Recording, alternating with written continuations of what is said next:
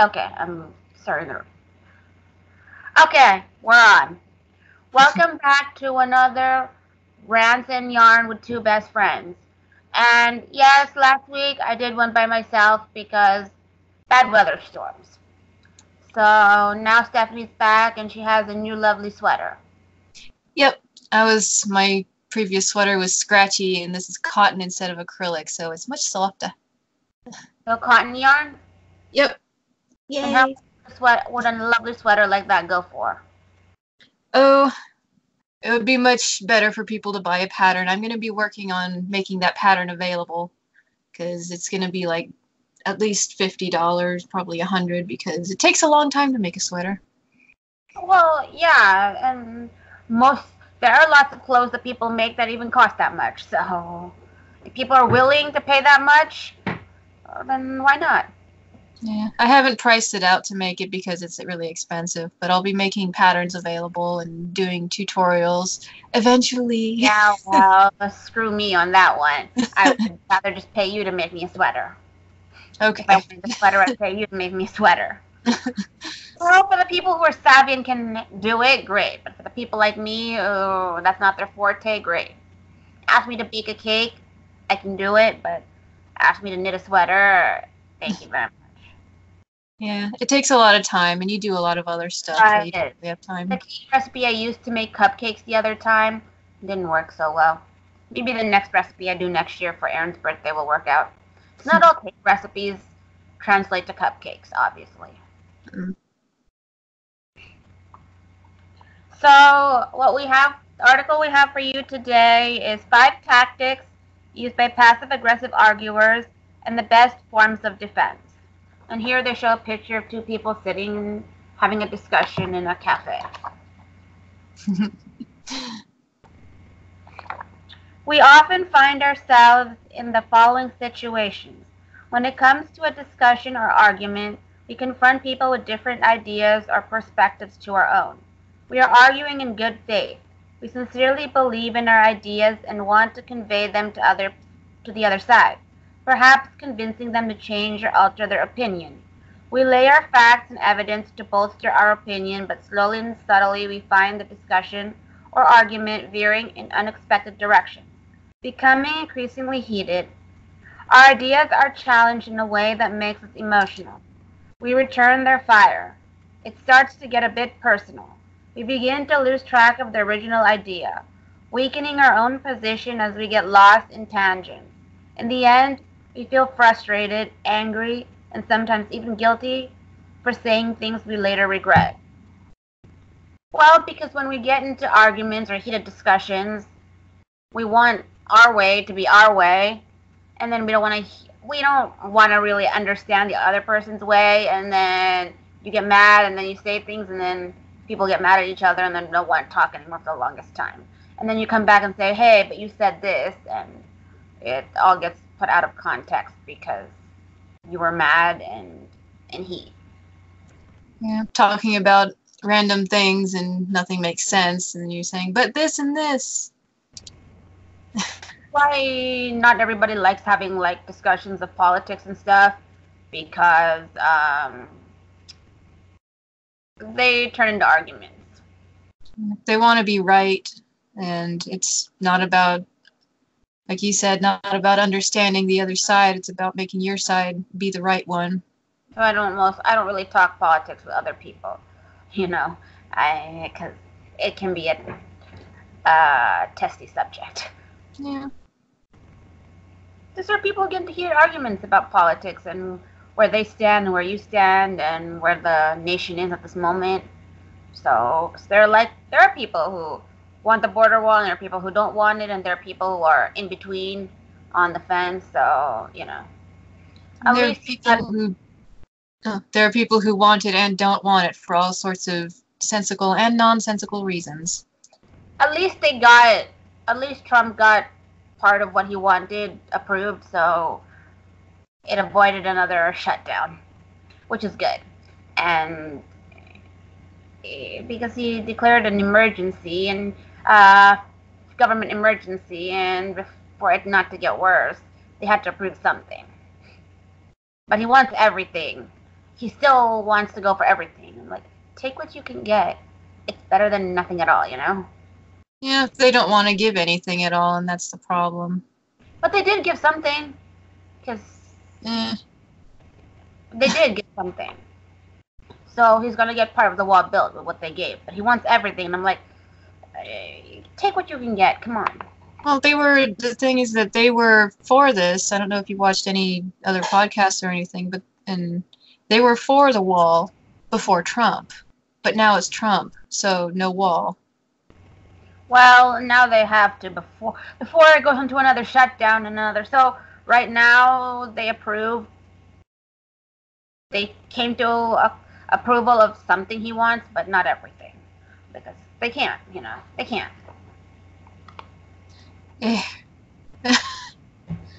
Politics. Yeah, I know. Politicians, you don't know. What has happened in this situation? Most often, we have locked horns with a type we shall call the passive-aggressive arguer. This type does not argue in good faith. They generally have fragile, prickly egos. The passive-aggressive arguer comes armed with tricky tactics. They cannot take the risk that they might be wrong. Their self-esteem is too intertwined with their opinions. It is more important to affirm their rightness and sense of superiority than to arrive at the truth. And so they become masters at deflecting attention away from their weak ideas and creating the kind of confusion in which they can control the dynamic. They do this by working on people's emotions. They seek to rankle and push buttons. Because you want to be right in whatever you're arguing, unless you're just having a discussion of one side versus the other side, then that's different. You're talking about whose side is better. But if you're trying to get an idea across and you want to be right, but then you're going to push every person's button so they see that you're actually right. Sometimes you end up being wrong and then you don't want to admit it. On the flip side, they push all those buttons so that you can't see that they're wrong instead of seeing that they're right, because maybe they're not actually right and they just want you to, and everybody knows it, but they can't admit it. Well, once you've already argued too much and said too much, it's hard to turn around and say, oops, my bad. I made a mistake. Because then you get embarrassed and then you have to walk away.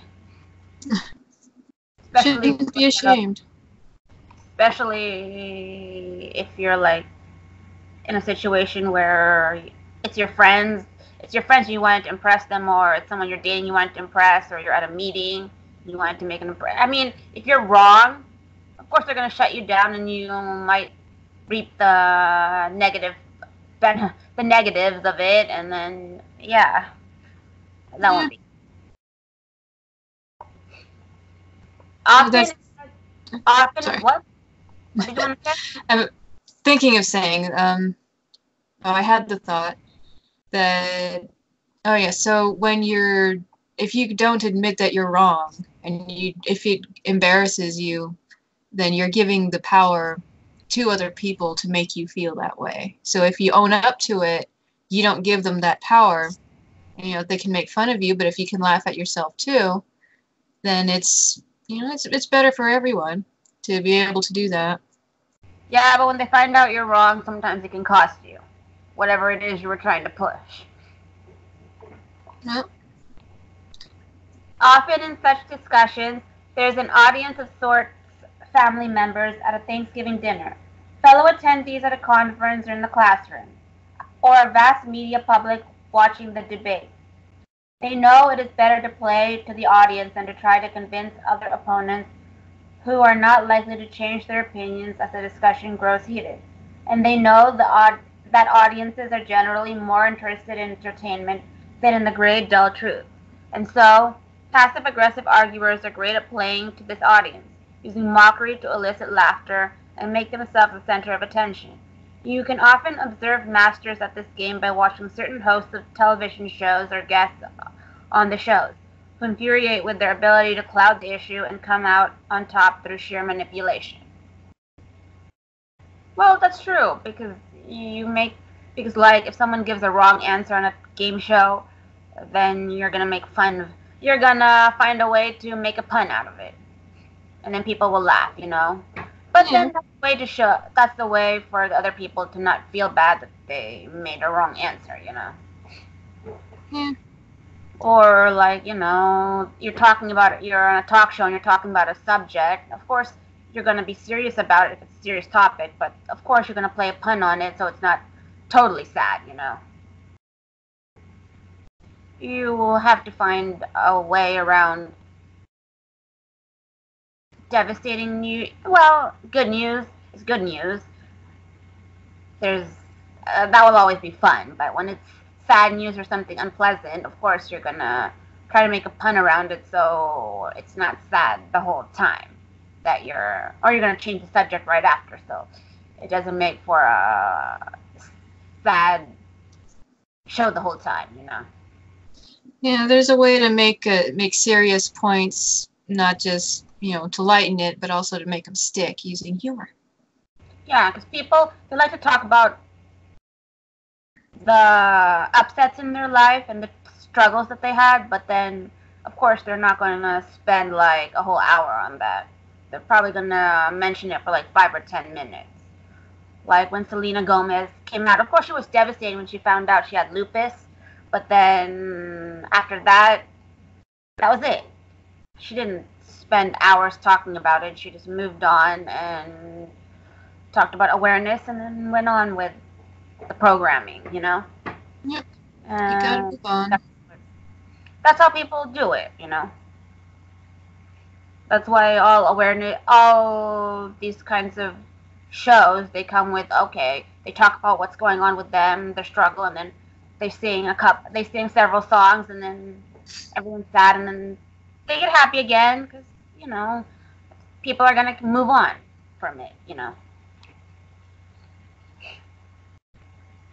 To defend against these slippery operators, it is best to be aware of the tactics they inevitably employ. In my study of human nature, power, and seduction over the last 20 years, and in my frequent encounters with these types, I have been able to uncover and catalog their most common and egregious methods. Oh, egregious. Yeah, egregious. Yeah. You will also notice more and more such passive-aggressive arguers in these heated tribal times we live in. They happen to thrive on social media.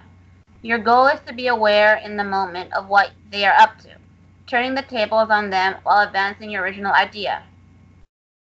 Here are the strategies that best form of defense against these bullies.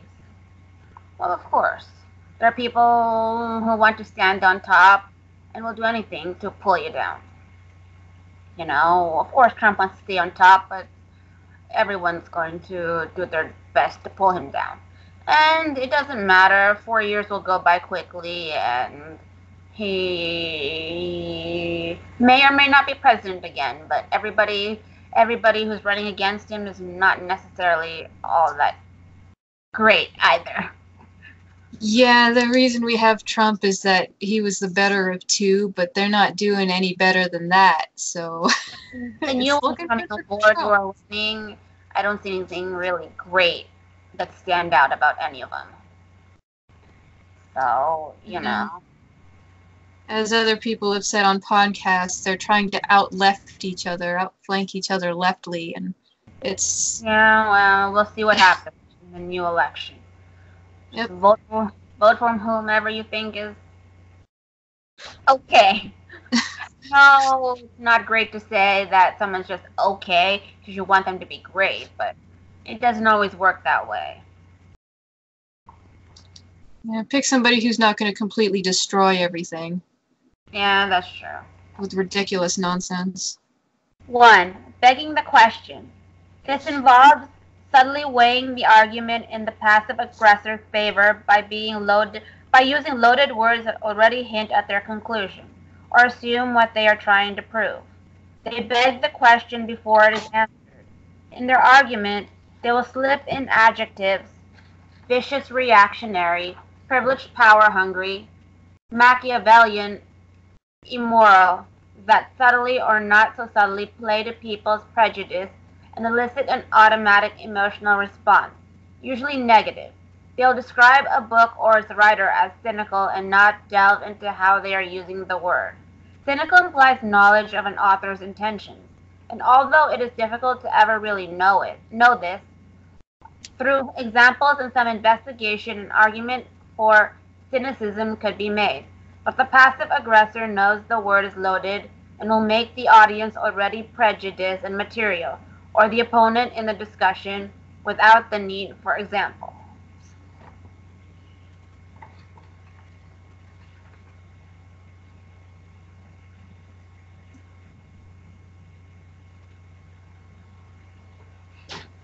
When facing this strategy, you must call your opponent on their use of such loaded words and get them to explain in some detail what they mean by them.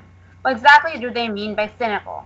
If they respond with more loaded words or by evading your questions, keep at it until it seems clear to all that they are simply appealing to cheap emotions. In no case should you let them get away with this, no matter how quickly they insert these words or statements and try to move on. Because people are always gonna avoid questions because maybe they don't know how to answer it, or maybe they know they're wrong. Or I mean, well, if you like wrote a yeah, or they write a well, if you write a book, you have to know how to explain yourself in the book you wrote, so it will sell and people will want to buy it and read it. But in general, if you're trying to push a topic and you can't answer the people's questions or you just dodge it, then they might think you're not genuine or you don't know your stuff. You, 2. Extending to extremes. When people use the word all or make rather extreme statements, their arguments almost immediately appear weak. As many exceptions and problems come to mind, clever passive aggressors played to this by artificially extending the opponent's argument to such an extreme that it appears ridiculous. This might begin with, if you are saying X, you also must believe Y, or some variation on this. They are the ones who get to game out the worst possible negative consequences of your position, and they present this dubious chain of events, or slippery slope, as inevitable. If we allow gay marriage, then why not marriage between a man and an animal? Who's to say? As a variation of this, if you cite someone to support your position, they will reference the worst possible group or ideas associated with the person, as if that is somehow part of your argument. If you cite Netzik, for instance, they might pose the question, didn't the Nazis love Netzik? Well, when you're talking about gays getting married, yeah, you can't, it's not legal, like you can go to the courthouse and marry your dog, but you can get married to inanimate. There's people who have gotten married to inanimate objects, and they've changed their names. Like, there's a woman who, because I've seen it on this TV show. They have this TV show of showing these weird people and their weird obsessions or something. Sometimes sometimes they hire people to help them, like they have a sugar addiction and they need to cut it for their health. They'll hire someone to help them and they'll show them the show. Some other times they'll show these addictions that don't need change. It's just weird addiction, weird things that people do. And someone married the Eiffel Tower, and they go and visit the Eiffel Tower several times a year, and they say that when their body touches the metal or whatever kind of metal it is, they say that they have a connection with that inanimate object. It's all in their head, but that's what it is. Or some people will marry a bridge, or will marry their dog, or will marry an inanimate object of other sorts. they might commit themselves to it, whatever is in their brain, but they're not married to it because the thing did not marry them. And if you don't have the capacity, yeah, and then they change their name, like so and so effect. like the Tour Eiffel, so they'll take the Eiffel and add it as their last name. And that you can change your last name, but you Yeah. legally you legally can't have a paper that says you're married to this inanimate object. But you could like get married like with an officiant there and say you're married to that thing, but and they can sign a paper stating you did get married, but I don't know if it actually gets legalized by by the court, if it's like legal in court, you know. I highly doubt it. But yeah, so but I mean, people are gonna argue that, and that's not fair, because gays, they're actual humans marrying, and that's legit because they're humans. But Yeah. like, you marrying an inanimate object or you marrying your animal, yeah, animals have legal have rights. Like you can't just abuse them and get away with it. But that doesn't mean the sanction of marriage is legit. So of course, everybody's going to ask you questions and argue one way or another, and that's how discussions arise, and that's how you make for fruitful discussions and make it for the two of you to have something to talk about, you know. But of course, it's going to get heated in any shape or form, because people are going to be asking questions that are going to get you in those positions.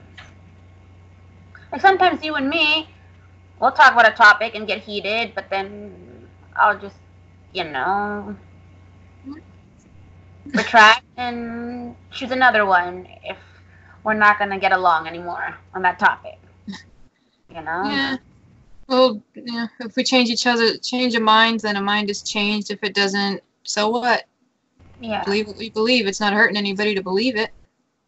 Yeah, and of course, if you're gonna cite something, of course they're gonna cite something else that they know associated to that topic. And whether you agree or not, they're allowed to put it into discussion because it's related to that topic. Related and relevant. A bit of a distinction on there. Yeah, people bring in those extremes that are related, but they're not really relevant to the point of a discussion. Yeah, well, that's how discussions go. You bring up anything you want that you think is related, and you talk about it. 2. Extending to extremes. When people use the word all or make rather extreme statements, their arguments almost immediately appear weak. Oh, you did that one? Oh. This strategy is an obvious play to the audience, which finds this associating game somewhat logical and worth a good laugh at the absurd extremes the passive aggressor introduces. Any argument you make is open to this extension, and the passive aggressor will slip this in quickly so that no one examines the ploy too closely. Once again, you must not let this pass. No matter how swiftly they try to move on, reveal the irrational leaps they have taken. Explain that Nietzsche ranted against modern dictator and anti-Semites more than 30 years before the birth of the Nazis. So what is the point here? You can always extend their argument to the extreme. You can point out the absurdity of your own extension to reveal the manipulation they just played on you and the audience. If you make it absurd enough, you will get the last laugh from the audience and one up your opponent. So they're talking here when you're doing like maybe a debate of some sort on a topic, not just when you're talking with people outside of that. They're talking about when you're debating, you know, because you want to win the argument or you want to get people to have a little laugh or side with you, you know. I'm going to turn on the light because it looks like my eyes are being reflective. Light. And I'm backlit. Alright, give me a second. I'll get the other light. Front light. Let's backlight. There we go. Front light. Yeah, because with that light, I can see reflections in your glasses. 3. Diverting the subject. If passive-aggressive arguers feel you might be getting the better of them, they will often subtly or not so subtly divert the subject at hand to another one, which will allow them to make a seemingly strong but irrelevant point. In a discussion on immigration, for instance, if you argue that America is a country of immigrants and cite statistics that show how much wealth such immigrants actually contribute to the economy, your opponent might divert the discussion to the high rate of unemployment of Americans born in the country in certain regions, and imply that you don't care about their fate. Now, of course, the argument shifts to a better direction for them. If you make some offhand comment, slightly tangent, tan, tangent, tangential, tangential to the subject at hand and not thoroughly throughout, they will single this out and attack your comment as if it's weakness, implied the weakness of your entire argument. If you're discussing sexual assault in a woman, they'll ask, what about assault against men? Well, of course, in the discussion here of immigrants, of course they're going to show statistics, they're going to show the other side of the people born here. But I mean, technically, well, yeah, technically they're born here Americans, but still, now they're making they're saying that if you're born in America, just because you're born in America, you shouldn't automatically become a citizen if your parents aren't citizens. And yes, I agree with that, but then I don't agree with it. Because it's not fair to the kid. It's not fair to the kid because it's not the kid's choice where they were born, you know? They were born here and they should have they should be able to gain citizenship a lot easier maybe than someone who immigrated here when they were like older. Because they shouldn't have the same standard of gaining citizenship because it's not fair. I'm gonna go with it is a complicated topic. I don't know if we were talking about if I saw somewhere else on a video of like Chinese tourists would come over, have the kid, get the kid a passport and go back to China. So now the kid is technically an American citizen, but not being raised American. And if the illegal parents come over and have a kid, you know, even if they stay, if they come in like the Chinese and just get the kid a passport to make it I don't know if that even makes it legally a citizen, but giving it the passport and social security number and stuff. A birth certificate that's signed. That makes it legal. Oh, okay. Well, but it's still the same thing. If the parents aren't trying to become legal citizens, then why should the child? And I understand saying the child should go through a due process, but I said make it a little bit easier, not as difficult. No, I think it'll depend on the case. I think I don't have enough information about that, and people who do it. My opinion and what I think should happen, I say they should go through a due process, but make it a little bit easier because it's not their choice where they were born. No, it's not their choice, but the people who are applying legally, the people who are applying older legally, I don't think that they should. I think we disagree on that. I don't think they should be put back in line just because the kid was born here. The kid should go to the back of the line like everybody else. Whoever's, you get in your line and you're in the back. I understand that, but when it comes to their time, it shouldn't be as strict. I mean, there should be some leniency because if they live here and they grew up here, of course they want to be a citizen, so they have rights here. Because they don't know anything about their own country. They don't even know their own country's language if they grew up here. So that should be taken into account. And like everyone else, you study for the test like my uncle did, and you learn your history and you learn whatever you need to learn and you pass it, you can become a citizen. That's easy. But for people who are immigrants who just immigrated here, then add something to make it a little more difficult for them. But for the ones who were born here, just go through the regular process and it's simple. Well, if they're going through the regular process, it's the same thing. But It's like the DACA. It's deferred action. You know, how long are you going to defer the action for? yeah. But for the people who immigrated here illegally, they should go through a little bit more rigorous process Yeah. to make, a little more. Add another couple of steps. Back of the line. That's all it takes. Once you're found, back of the line. Well, not I think that's enough extra steps. To get to the front, make them. Add a little more to the process that makes it a little more difficult for them, But for the people who are actually born here, when it's their turn in line, they just go through the normal process and don't make it too difficult because it's not really their choice. They're just trying to do what's best for them, trying to become legal, But the illegals, they need several more steps, not just knowing about the country. Yeah, we need more statistics and information on the variety of situations that would apply to all the different families and different people. But each instance should have its own steps. Shouldn't be just, okay, it's going to be equal for everyone. But that's not fair. I was born here. You just ended up coming here and then you want to be. So let's make it harder for you.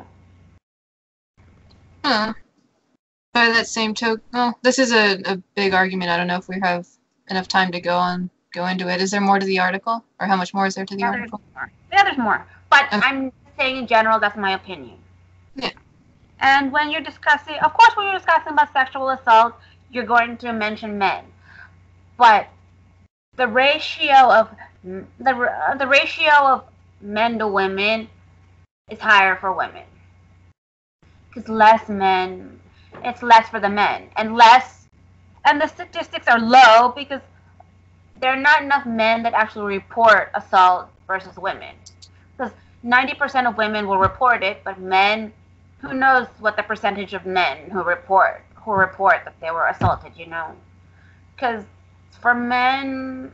generally for men, the women might not really go back and re-assault the man a second time. As for women, it's the statistics of women getting re-assaulted if the person who's assaulting is not caught and put in jail or whatever is a greater likelihood, So that's why it's not really talked about much for men. But everybody says, hey, but what about us men? I'm like, yeah, then report it.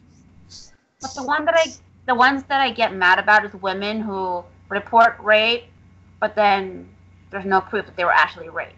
Before you report it, make sure you have proof that you were actually raped before you cry wolf, because it makes it harder for other people to report it. Or don't report it if you weren't raped. Exactly. There has to be conclusive evidence. And if you truly believe you were raped, do not. Women, if you were raped, do not. I know you're gonna think you're the filthiest woman ever, and you have to go take a shower. Please, do not take a shower. Go to the hospital. Get a rape kit. Then they can catch the person. If you take a shower and you wash your clothes, evidence is all gone. So please, please, please, don't wash your clothes. Bag it up. Go to the hospital. Get a rape kit. And then 99% of the time, they can catch the person with that evidence you give them. If you don't, and then if you clean yourself up and your clothes and then you report it, and there's no witness, there goes all your DNA out the door. Yep. Down the drain. So yeah, and I watched lots of Law and Order SVU to know a lot about cops. That's my favorite show, by the way. And I'm so sad that The Big Bang Theory is in its last season. Oh, I yeah. watch every episode, and I'm so sad. I heard a commercial. I haven't seen them all. I haven't seen them all either, but I'm just saying I love that show, and I'm so sad it's ending. So once I finish that, and once then I'll only have the Law and Order SVU to watch, and that's it, because there's not much else on TV. And I'm finishing watching all of Anthony Bourdain's shows, and once that's off the wall, we'll see what else there is. But for right now, that's it. And I'm so sad that Anthony Bourdain died because I love all his shows. Hmm. Don't know who that is. He's a chef, and he has his own show. He travels the world, eats food, talks about the country with people there that he makes friends with, and that's TV. That's his travel show. He goes to different. He went to different countries, ate their food, talked to people, learned about the culture and the dynamics of the country, and that was his show. But even before his show, he was a chef in New York, and he had like one or two restaurants. So he's a known chef, Anthony Bourdain, but he committed suicide, and it's so sad. Nobody really knows exactly why he committed suicide, but people are having their speculations. If you argue for the need to raise taxes, they will ask if you have personally volunteered to pay more.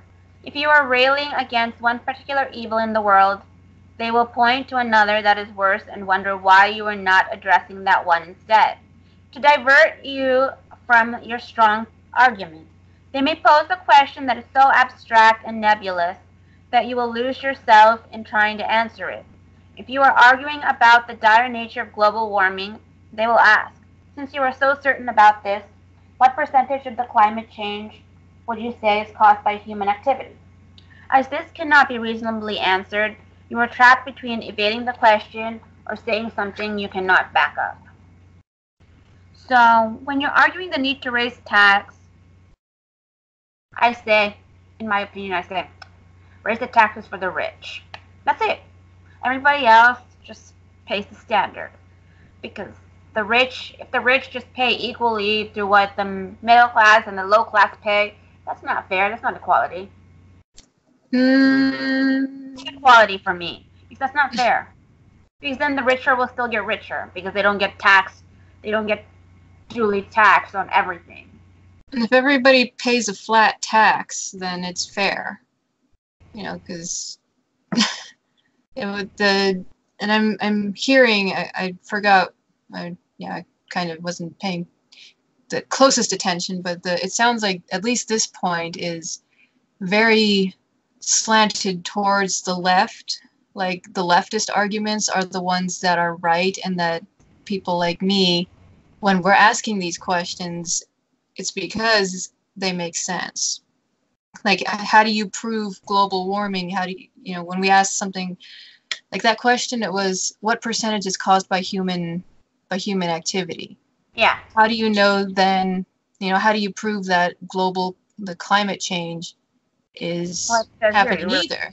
You can't prove either way, so that's a ridiculous argument. In my opinion, raise the taxes for the rich and keep everybody else level.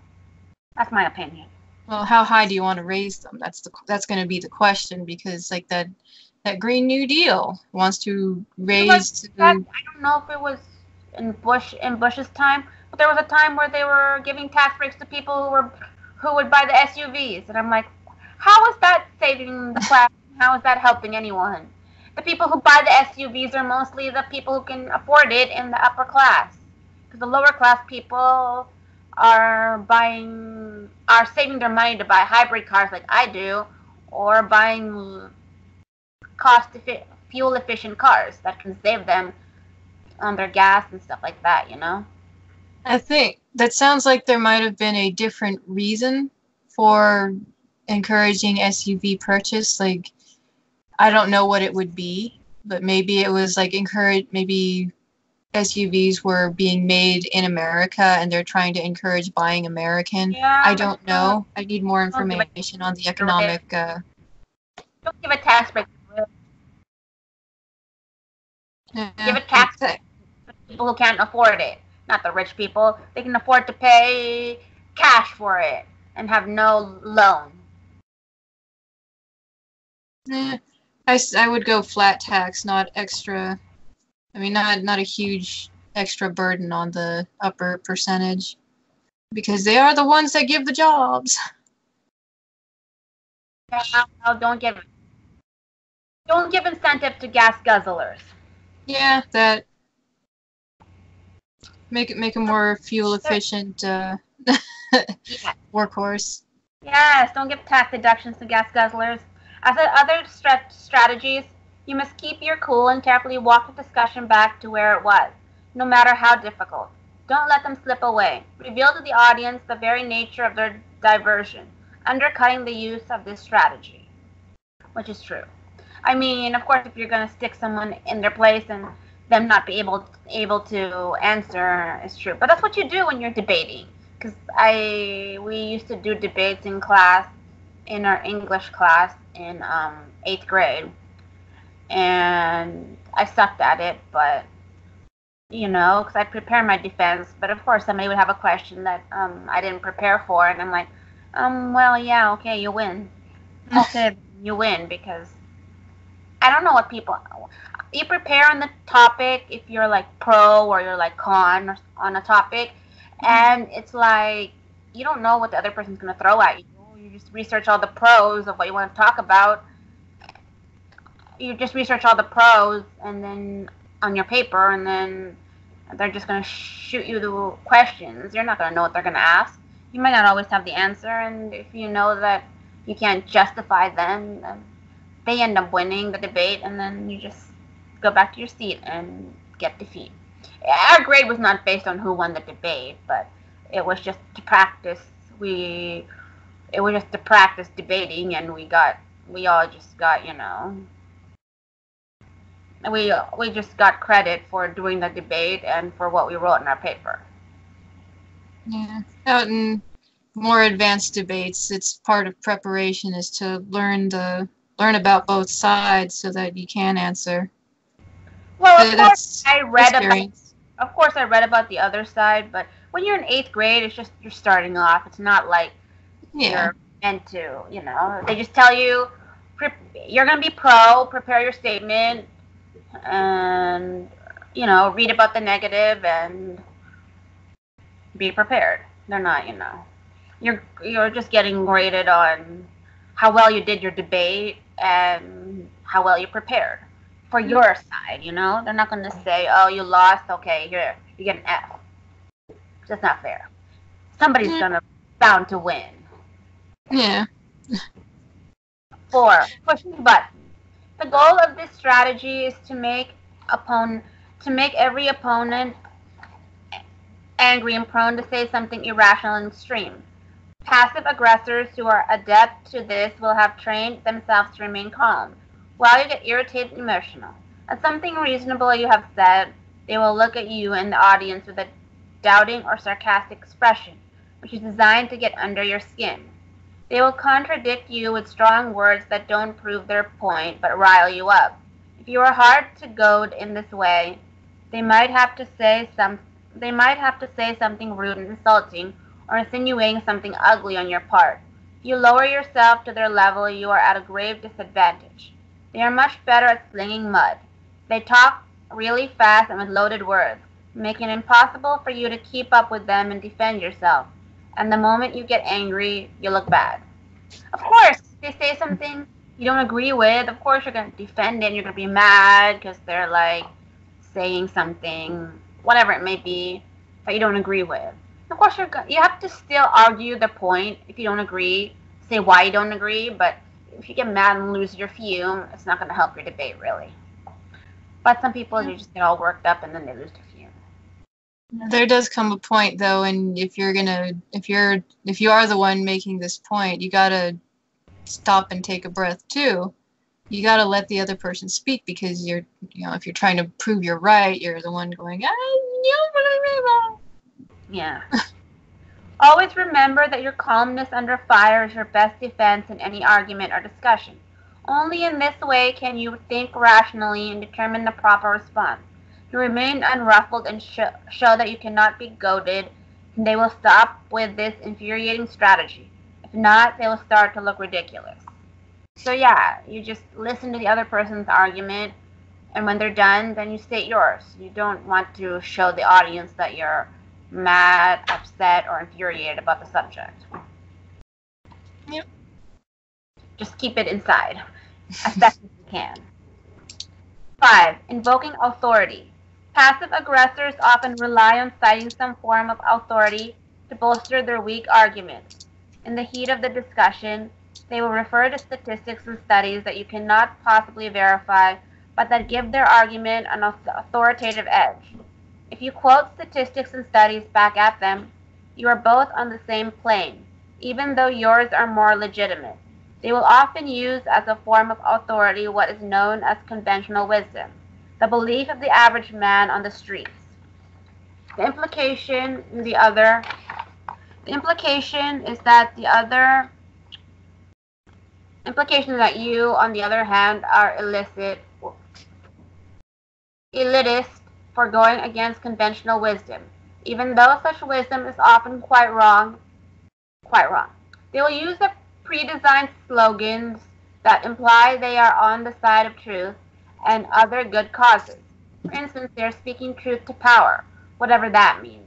They will invoke some person who has a respected and saintly veneer, particularly for their side, Gandhi, Ronald Reagan, as if the association were enough to prove they are right and good.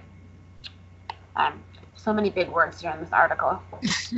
Yeah, so of course they will use examples to invoke their authority and say that this is where they're going, they're like this person, and this is where they stand like this person on this subject. Yeah, I was thinking back a little before that one with when you start citing, facts and figures at each other, even though yours are more correct. You can't have a more correct fact and figure. You can have biased sources, but facts and figures are, they're supposed to be as objective as humans can get. So you can't have a more correct fact or figure. Right. With as light a touch as possible, ask them to actually reveal the source of the statistics or studies. Ask for more detail, which they probably cannot provide. You, on the other hand, are more than prepared to supply such things about the statistics you cite. Get them to tell you what their slogans mean, as concretely as possible. Don't let the reference to the saintly figure simply pass by. Examine the relevance and get them to explain more of what they meant. They will generally look like a fool in having to back up what is not really thought out. Because they're going to say, they're going to say that this topic is, they're going to say something about a topic and say that, whether they believe it or not, and say that if they're like Gandhi, then they're going to be asked, well, how do you see Gandhi reacting to this, whatever the topic is? And of course, the only way, if you didn't really do your research or think it through, then you're just probably going to say, well, Gandhi was all about peace. He said, well, he'd take the peaceful way out and go about it in a peaceful tactic if it's in approaching the situation. And then they'd go on about peace and stuff like that. I don't know much about Ronald Reagan and how his approach on situations are, so I can't really say how he would handle it. But of course, if I was fighting him, I'd do more research to see how he reacts to different topics and how he goes about things like that, You could watch Dinesh D'Souza, because I think he was Reagan's advisor, and he does a lot of speeches and things. But going even back farther than that, don't bring up appeals to authority, because you don't know how somebody dead and gone would have reacted to something, because you are not that person. Well, yeah, but you can come up with an arbitrary and say this is what they would have, how they would have reacted and such, taking into effect how their personality is and how they take on other things, like Gandhi when he was advocating different things. It would be like silent protests, and that's even what Martin Luther King did. He had people do silent protests, like sit-ins and walk-ins and stuff like that. They would just sit. I mean, in my opinion, those sit-ins, how the police reacted to them, that was out of context for the police to do. They're not harming anyone, so you're going to use the hose and spray them down, really? Yeah, that's an extreme reaction to sitting, but I didn't like that. Just because the whites don't like you sitting in their section, yeah, hose them down or bring them to jail, really. That's the solution. Jail is meant for serious offenses, not because you're sitting in a white person section, you know? yeah, those are ridiculous rules. With all of these tactics, your goal in general is to always return the discussion to the original point, revealing in the process how the opponent is continually trying to distract and divert. So, in conclusion, don't let the other person sway you. Keep to what you're holding true to, and don't let them steer you away if you believe in one way, you know? Because when you're debating or arguing with someone, you don't want to end up, especially if it's a debate, you don't want to end up agreeing to their side somewhere in your discussion by mistake. You want to keep in your head where you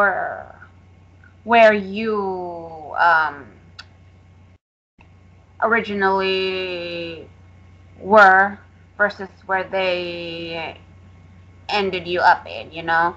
You don't want to end up on their side. You want to stay true to your side and what you believe in. You don't want to be swayed to their side. I think that'll depend on the point of whether if it's a debate or a discussion.